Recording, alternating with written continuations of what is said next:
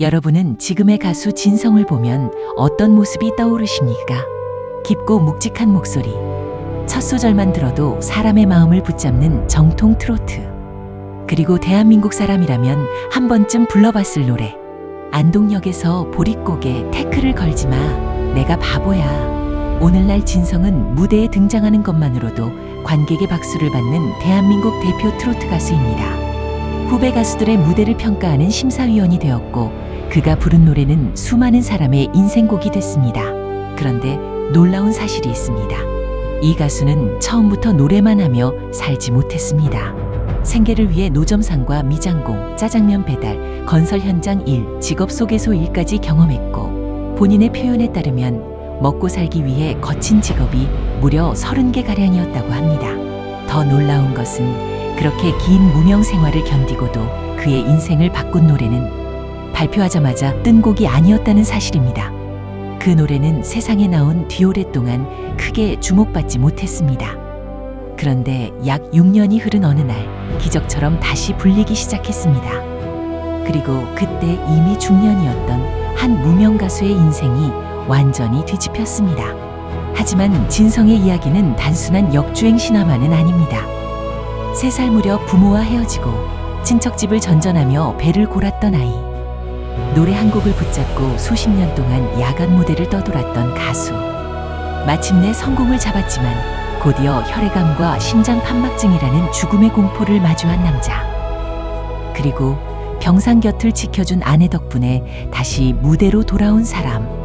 오늘은 가수 진성이 어떻게 굶주림과 무명, 질병을 넘어 자신의 이름을 국민의 가슴에 새겼는지 이야기해 보겠습니다. 1부, 3살에 시작된 객지 생활. 진성의 어린 시절은 가난했다는 말만으로는 설명하기 어렵습니다. 그는 3살 무렵 부모와 헤어졌고 그 뒤 친척집을 전전하며 성장했다고 여러 방송과 인터뷰에서 회고했습니다. 호적 문제로 제때 초등학교에 들어가지 못했고 나이가 많다는 이유로 뒤늦게 4학년 과정에 들어갔다는 이야기도 직접 밝혔습니다. 다른 아이들이 부모의 손을 잡고 학교에 갈 때 어린 진성은 오늘은 어느 집에서 지내야 하는지 다음 끼니를 먹을 수 있는지를 걱정해야 했습니다. 그 시절 어른들은 아이들에게 이런 말을 했다고 합니다. 뛰지 마라, 배 꺼진다. 지금 들으면 이해하기 어려운 말입니다. 아이에게 뛰지 말라는 이유가 다칠까 봐서가 아니었습니다. 배가 고파질까 봐서였습니다. 먹을 것이 없으니 움직임마저 줄여야 했던 시절. 그 기억은 훗날 진성의 대표곡 보릿고개가 됩니다. 진성은 보릿고개의 가사에 어린 시절 실제로 배를 골았던 기억을 담았다고 밝혔습니다. 그래서 이 노래를 들으면 단순히 옛날의 가난을 설명하는 노래처럼 들리지 않습니다. 아야 뛰지 마라, 배 꺼질라. 이 한마디에는 밥 한 끼가 귀했던 시대와 엄마의 품을 마음껏 누리지 못했던 한 아이의 서러움이 함께 담겨 있습니다. 진성의 목소리가 유난히 깊게 들리는 이유도 어쩌면 여기에 있을지 모릅니다. 그는 가난을 상상해서 부르는 사람이 아니라 그 시간을 실제로 견딘 사람이기 때문입니다. 2부, 외롭던 아이가 붙잡은 유일한 친구, 노래. 기댈 부모도 안정적으로 머물 집도 없던 어린 진성에게 노래는 특별한 존재였습니다. 배가 고파도 노래는 할 수 있었고 외로워도 노래를 부르는 동안만큼은 마음을 달랠 수 있었습니다. 그에게 노래는 처음부터 유명해지기 위한 수단이 아니었습니다. 살아남기 위한 위로였습니다.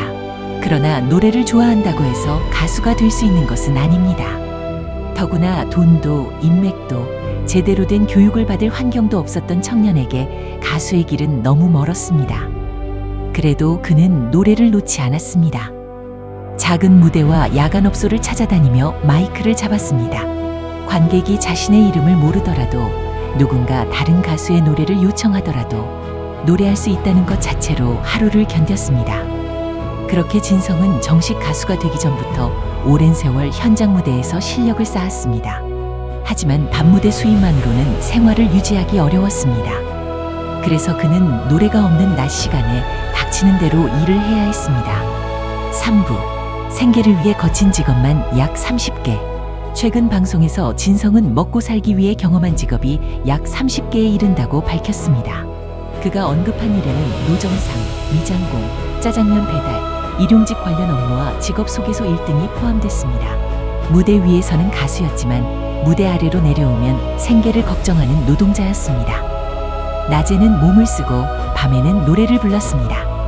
어떤 날에는 건설 현장의 먼지를 뒤집어 쓴 채 공연장으로 향했을지도 모릅니다. 어떤 날에는 하루 종일 일을 하고도 손에 쥔 돈이 얼마 되지 않았을 것입니다. 그런데 더 힘든 것은 육체적인 고단함만이 아니었습니다. 언제까지 이렇게 살아야 하는지 알 수 없었다는 것입니다. 한두 해 무명이라면 조금 더 버텨볼 수 있습니다. 5년이라면 언젠가는 기회가 온다고 믿어볼 수 있습니다. 하지만 10년, 20년이 지나도 이름을 알아주는 사람이 없다면 마음이 흔들릴 수밖에 없습니다. 진성은 긴 무명 시절의 공허함을 일이 끝난 뒤 사람들과 어울려 술을 마시며 달래곤 했다고 최근 방송에서 털어놓았습니다. 화려한 조명 아래 노래했지만 무대가 끝나면 다시 혼자였습니다. 박수는 잠깐이었고 현실은 계속됐습니다. 그럼에도 그는 마이크를 놓지 않았습니다. 왜였을까요? 진성은 훗날 무명 생활을 버티게 한 것은 가슴속에 품은 꿈이라는 한 글자였다고 말했습니다. 성공할 근거가 있어서 버틴 것이 아니었습니다. 노래하지 않는 자신의 모습을 상상할 수 없었기 때문에 버틴 것입니다. 사부 1997년 데뷔. 그러나 아무도 알아보지 못했다. 진성은 1997년 님의 등불로 정식 데뷔했습니다. 이후 내가 바보야와 태클을 걸지마 등을 발표하며 활동했지만 곧바로 대중적인 스타가 된 것은 아니었습니다. 음반이 나왔다고 해서 생활이 갑자기 달라지지는 않았습니다. 방송 출연이 많아진 것도 아니었고 길을 다닐 때 사람들이 알아보는 것도 아니었습니다. 가수라는 이름은 얻었지만 여전히 생계는 불안했습니다. 그래도 진성은 전국의 행사장과 야간 무대를 돌았습니다. 노래방 메들리 음반과 현장 무대를 통해 실력을 인정받았지만 그 이름이 대중에게 널리 알려지기까지는 아주 오랜 시간이 필요했습니다. 여기서 중요한 것이 있습니다. 진성은 처음부터 젊고 세련된 스타를 꿈꾸며 만들어진 가수가 아니었습니다. 그의 노래는 삶의 현장에서 만들어졌습니다. 시장 상인, 건설 노동자, 고향을 떠난 사람, 부모를 그리워하는 사람. 그는 자신이 만난 사람들의 마음과 자신이 살아온 인생을 노래했습니다. 그래서 그의 노래에는 기교보다 사연이 먼저 들립니다. 멋을 내기 전에 한숨이 들리고 화려하게 꾸미기 전에 삶의 냄새가 납니다. 우부 50만 원을 받고 부른 노래 인생을 바꾸다.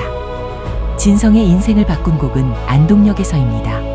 하지만 이 노래 역시 처음부터 히트한 것이 아니었습니다. 진성은 이 노래를 녹음할 당시 가창료로 50만 원을 받았다고 밝혔습니다. 당시만 해도 이 곡이 자신의 인생을 바꿀 것이라고는 예상하지 못했던 것으로 전해집니다. 노래는 세상에 나왔지만 한동안 큰 반응이 없었습니다. 그동안 진성은 다시 무대를 돌고 생계를 걱정하며 살았습니다.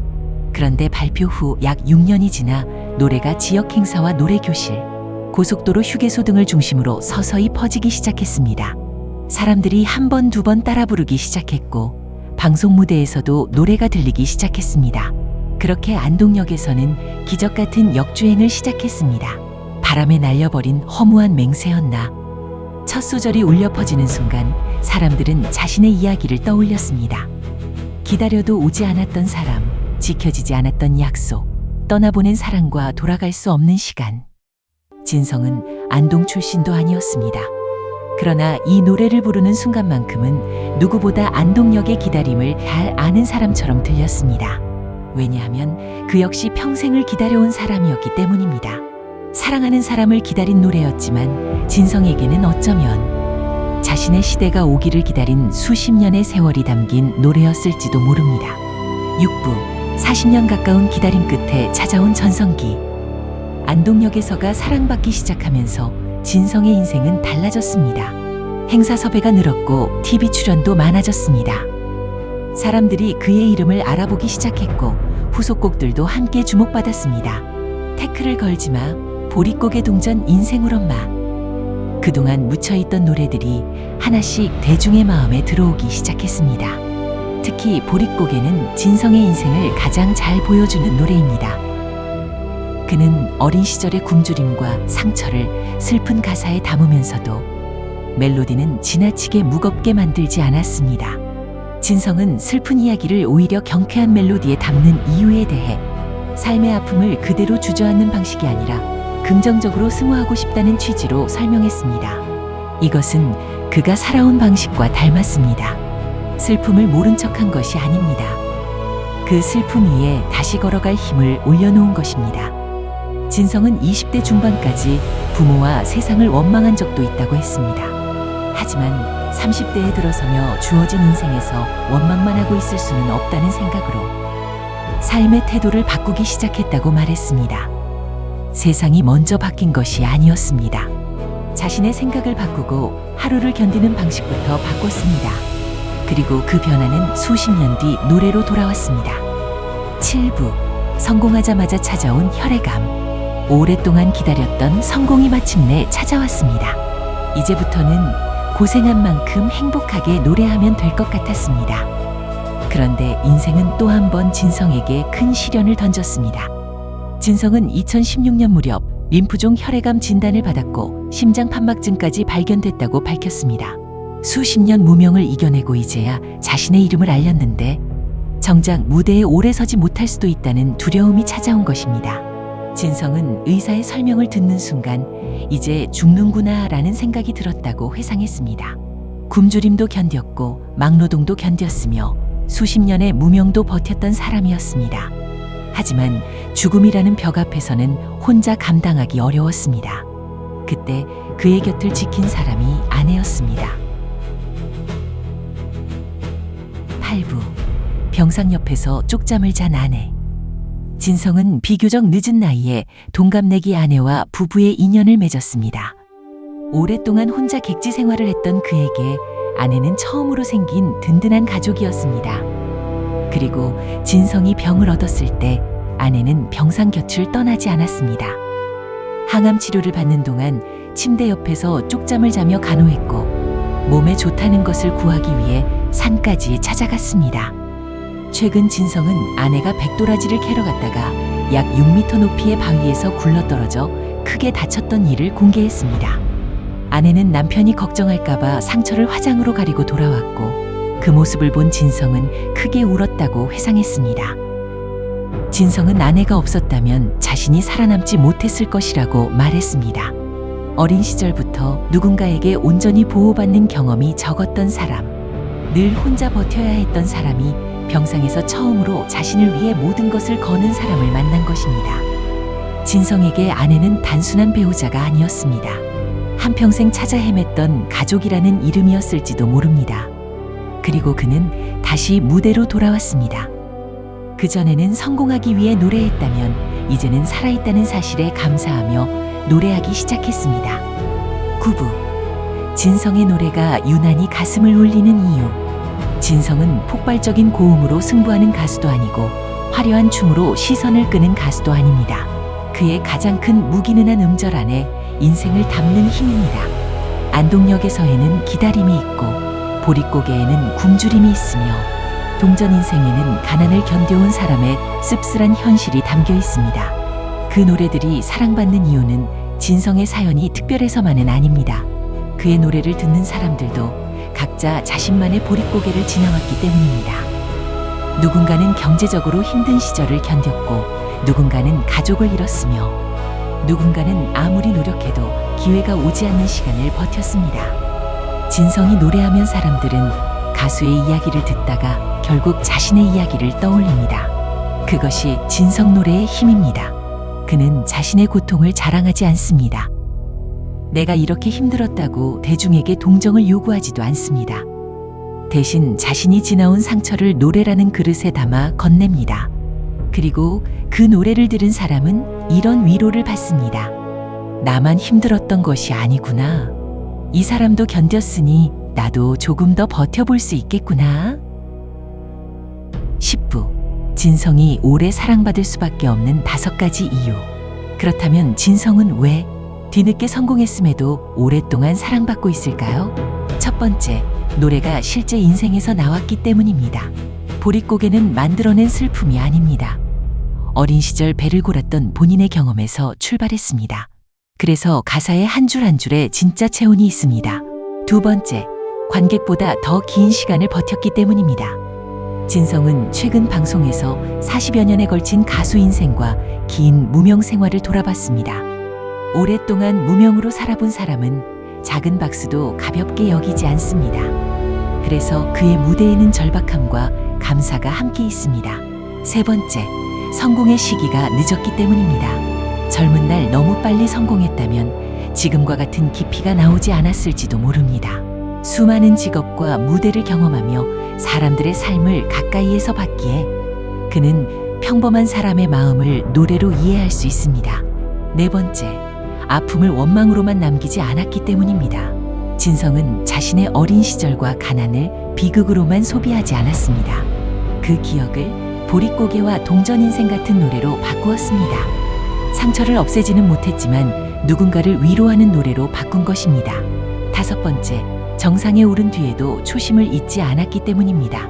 그는 지금 후배들의 무대를 평가하는 위치에 있지만 자신 역시 오랜 무명과 실패를 겪었다는 사실을 알고 있습니다. 그래서 그의 말에는 단순한 기술 평가보다 한 사람의 인생을 보는 시선이 담깁니다.